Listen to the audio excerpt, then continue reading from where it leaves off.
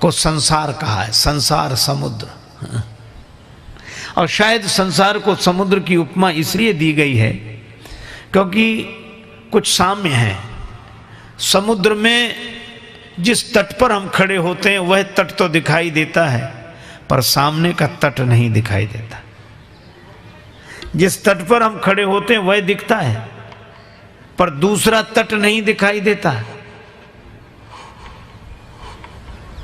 अगर देखें तो संसार में भी इसी तरह का दृश्य दिखता है।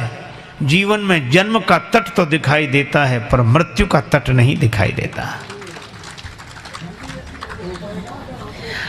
लेकिन समुद्र का यह तट ही सिद्ध करता है कि जब यह तट होगा तो वह भी होगा, यह तट है तो वह भी है। इसी तरह जन्म सिद्ध करता है कि जन्म है तो मृत्यु भी होगी। दीपक बुझने को जलता है, मरण सदा से जीवन के ही आंचल में पलता है।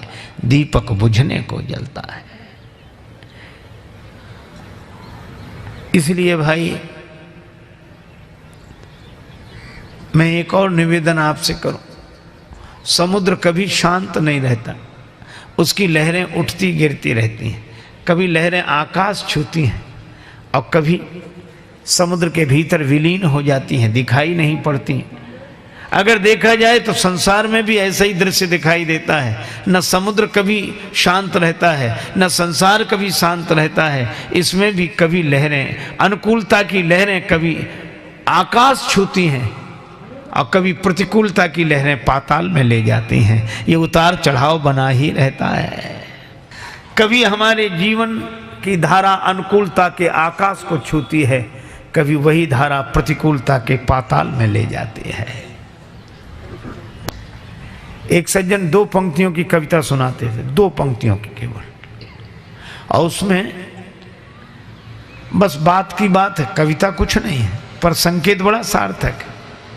उन्होंने 2 शब्द सुने, कैसे कैसे और ऐसे वैसे। वो कहते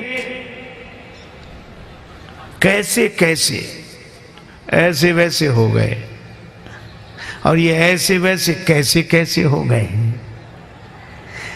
हाँ? कब कौन ऊंचाई पर पहुंचे, कब कौन नीचे गिरे। तो शाहों को गदा कर दे, गदा को बादशाह कर दे, घटाने और बढ़ाने में इशारा तेरा काफी है।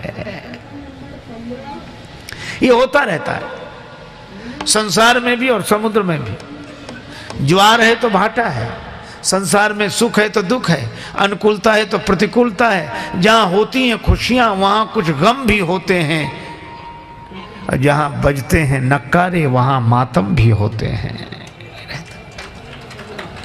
अच्छा, संसार को समुद्र शायद इसलिए भी कहते हैं क्योंकि एक और समता है। समता यह है कि समुद्र का जल कितना निर्मल दिखाई देता है, कितना स्वच्छ दिखाई देता है, पर जितना आकर्षक स्वच्छ जल दिखता है समुद्र का, स्वाद में वैसा नहीं होता है। समुद्र का जल जैसा दिखता है स्वाद में वैसा नहीं होता। ठीक इसी तरह संसार भी जितना आकर्षक दिखता है अनुभव में वैसा नहीं है, अनुभव में वैसा नहीं है। और ये संसार का समुद्र सामने लहरा रहा है और हम समुद्र के इस तट पर हैं,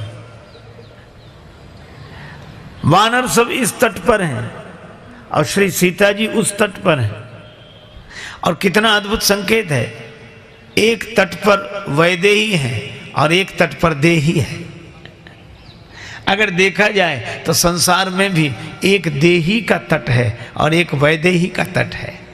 अब देही के तट से, देह के तट से ही कोई उड़ान भरकर जब उस पार पहुंचता है तब वैदेही का दर्शन होता है। यही रामचरितमानस की कथा का संकेत है।